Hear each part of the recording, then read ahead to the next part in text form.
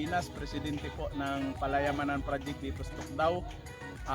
Nagpapasalamat po ako sa programang ito sa ating mahal na gobernador, si Dr. Rogelio J. Espina, at saka katuwang niya si Ma'am Julia Toston Sandiford sa pagpapalaganap ng ganitong ori ng mga programa.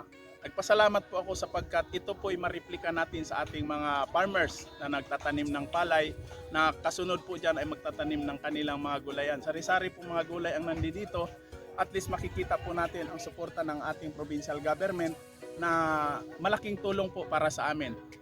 Maraming salamat din po sa aming municipal mayor, si Rodolfo G. Espina, na sa pagsuporta sa paggamit ng local government unit at saka mga staff ng Municipal Agriculture Office nga nagsuporta po dito sa amin sa mga gawain na ito. Maraming salamat po at mabuhay po ang probinsya ng Biliran. Ganang hapon.